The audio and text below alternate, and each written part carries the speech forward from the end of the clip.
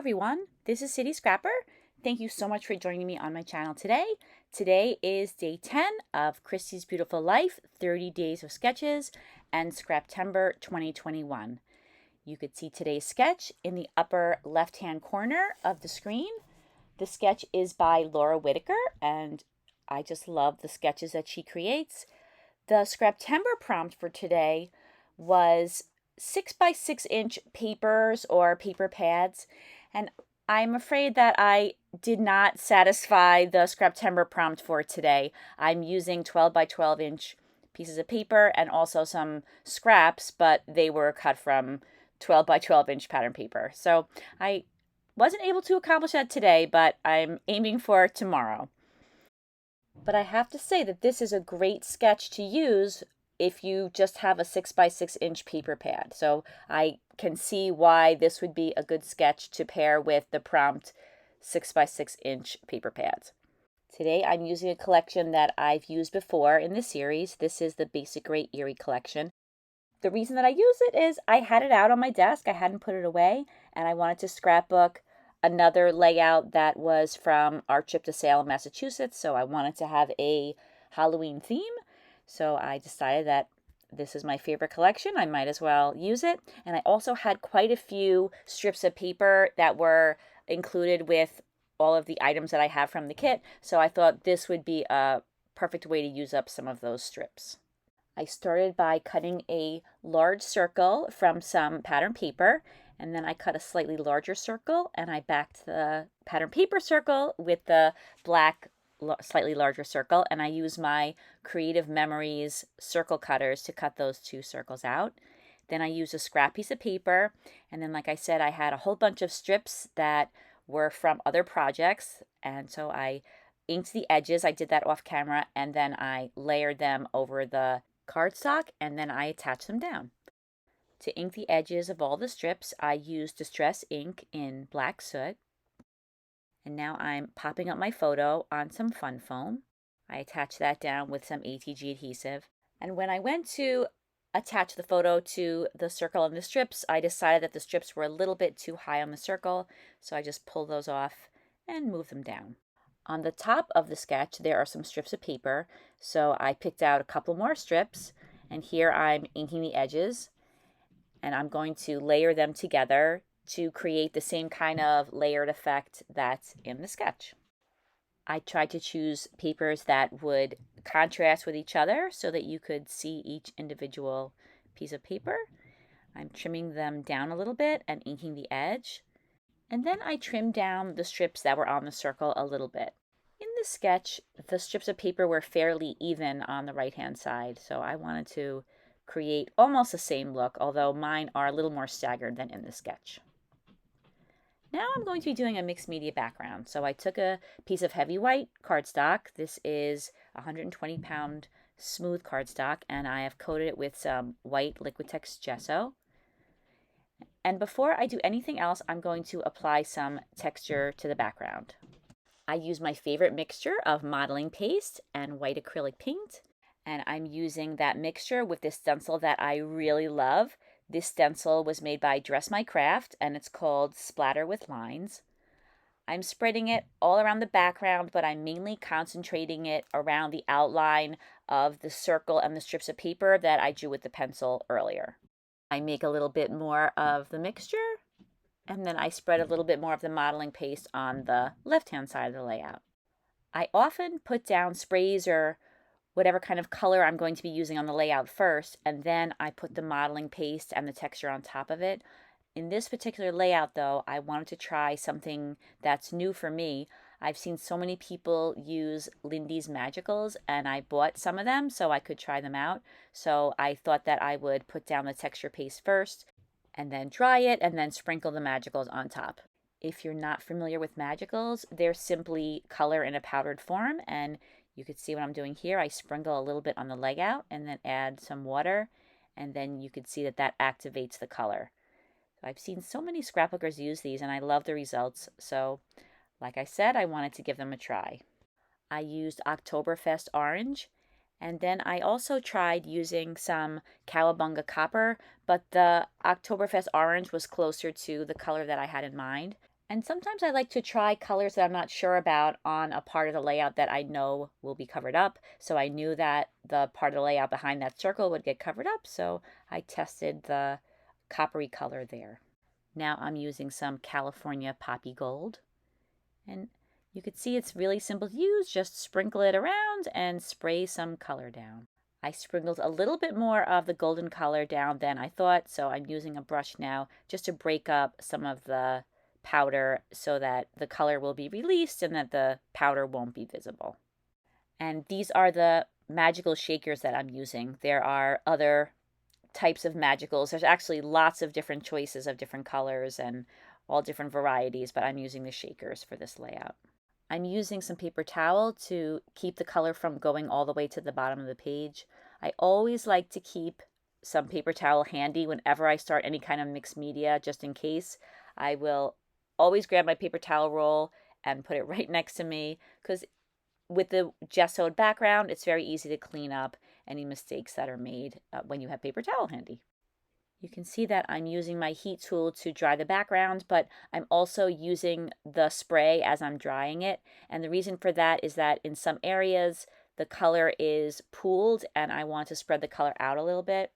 So I spray a little bit of water and then I continue to dry. I wanted to add some green to the background, and I wanted to use the same color that was in the pattern papers, and I didn't happen to have a magical that was the color that I wanted. So I grabbed a Tattered Angels Glimmer Mist, and the color is called Lime Lustre. And I'm using the packaging technique to spread the green around the background, and I like the addition of the green. I also wanted to add a little bit more orange, but in a different shade of orange. So I got my Color Bloom 2 spray in Pop Marigold, and I used the packaging technique to spread that around the background as well. And now I'm just trying to build the color up so that it's the right intensity. I always like to try my photo and whatever embellishments I plan on using back over the background to make sure that I like the way everything is looking. So while I really like those intense colors and the way that layers make the colors richer and more intense, I felt that maybe the background was a little bit too bright. So I used a paper towel and I just removed some of the color, not all of it. I just wanted to tone it down a little bit. I add a little bit more of that lime luster in a couple of different spots. And you can see here that this is an ongoing process of spraying down the color, adding some water, squishing it down, sopping it up. All those things make different areas of color that to me are interesting. I'm adding some splatters and I'm using the same colors that I used on the background. And I love the way the splatters just add another dimension to the areas of color, make them look a little more textured and a little bit more interesting. Now I'm going to do some stamping on the background, and I'm using this old stamp that I got at a flea market, but there are so many stamps that are similar to this. It's a script. You can't really read the script, but you could tell that it's script writing. And I should mention that I dried the background really well before doing any stamping on it. The ink that I'm using is Staz On in Jet Black. That's an ink that won't run if it gets wet. So that's perfect for mixed media backgrounds where you might be adding additional paints and other liquids on top of what you've already stamped. I used a few additional stamps on the background. I used a clear stamp from Prima that's called Old Receipt, and I got that in a My Creative Scrapbook kit a while back. The stamp I'm using now is a very, very fine dot stamp, and I love using this on backgrounds as well. I was thinking that I would like to add a little bit of color to the texture lines made by the stencil. So I took out my Deco Art Metallic Lustre and I had some black shimmer and also some majestic purple. And I tried the black shimmer, but I didn't like the way that looked. So I ended up going with the majestic purple. You could see here I'm just putting a little bit on my finger and rubbing it around the layout a little bit. I didn't go too crazy with it. I'm going back in with that dot stamp again, and I'm concentrating the stamping on the outer portion of each of those large areas of color. And now I'm adding some watered down black acrylic paint to add a little bit bigger splatters to the background. Once again, I'm trying to concentrate the black splatters along the outer edges of those large areas of color. And you'll see later on that a lot of these splatters get covered up, so I always put on a good amount of splatters just because I know that's going to happen. I wanted to clean up a few of the areas in the background. I don't mind if the background isn't perfectly white in some areas, but I noticed that there was a lot of color that had kind of drifted into these areas that I was thinking would be white. So I'm just using some gesso and I'm cleaning up the background. And I don't show you all of that. I just wanted you to know that that's something that you could do if color does tend to wander around your layout where you don't want it. And the more coats of gesso you put on, the more whatever's in the background will get covered up. I want to pop up this whole cluster, so I'm using some fun foam. And once I have the fun foam cut to size, I use ATG adhesive and I'm ready to attach that down to the mixed media background. And today was one of those days where the ATG adhesive did not want to attach to the foam, but in the end it cooperated enough that I could get adhesive on there and attach it down. I attached down that top strip, and now I'm going to do a little bit of embellishing. I chose these 3 bats. These are from the Recollections chipboard pack. So I like the way there were 3 bats in different sizes. I attached those down. And now I'm using this border strip along the top cluster, or I should say the top strip. It's not really a cluster. I trim the end off, and then I put the rest of that strip underneath the photo. There were some photo corners on this sticker sheet, so I pulled 2 of them off and put them on 2 corners. And then there were a couple of spots that I wanted to add some black splatters to, but I just touched the tip of this little straw to the spots where I wanted them to be. In this photo, my family was in Salem, Massachusetts, and all of the layouts in this album are going to have this Halloween theme, even though in this photo we were in a gift shop of a museum and it really isn't related to Halloween, but I wanted to carry that theme throughout the album. So my younger daughter Julia had found this stuffed animal. She's loved stuffed animals her whole life. I think it was of an emu. So I found online this title, and so it's called So Emusing. A little pun there. And I'm using the stickers from the basic gray Eerie sticker sheet to spell that out along the top of the page. And my younger daughter, who's on the left, she ended up getting her emu, and my older daughter was on the right. She wasn't interested in getting that, but this was several years ago, and Julia still has this on her bed, so I guess she must have really liked this one. I wanted to add a couple of embellishments to the strips. So I went through a whole bunch of Halloween ephemera and die cuts, and I picked out this skull, which I put on the top. I found an owl, which I put on the bottom there, right to the left of the photo. And then 2 spiders, or one is a spider and I think one is a beetle. The one on the left I think is a beetle, and the one on the right is a little spider.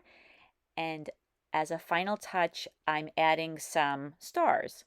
These are wood veneer stars, and I use some embossing powder and emboss them in purple, orange, and a sparkly green. Whenever I emboss wood veneer, I find that embossing powder doesn't work quite as well on wood as it does on paper, but it still worked well enough that it coated each of these wood veneer pieces. In my experience, the embossing powder doesn't always dry as evenly on wood, but sometimes it works just fine. In this case, I was happy with the results, so I went ahead and glued them down, and then I added some jewels that were the same color on top. So on the purple stars, I added some purple jewels, and on the orange, some orange jewels, and on the green, some green jewels. And then I had some super, super small orange and green jewels, so I embellished around the clusters with those.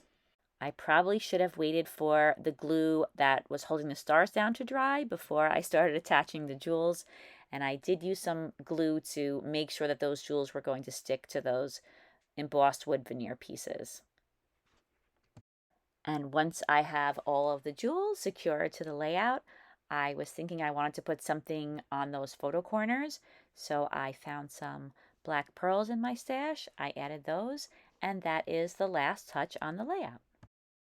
Thank you so much for watching this video, everybody. I hope you enjoyed it. If you look in the description box, you'll find links to everybody's channel who's following along with this challenge. There's a link to the 30 Days of Sketches Facebook group, and there's also the hashtags that you could use on social media if you'd like to post your creations. I hope to see you again tomorrow. Have a great night, everybody. Take care. Bye-bye.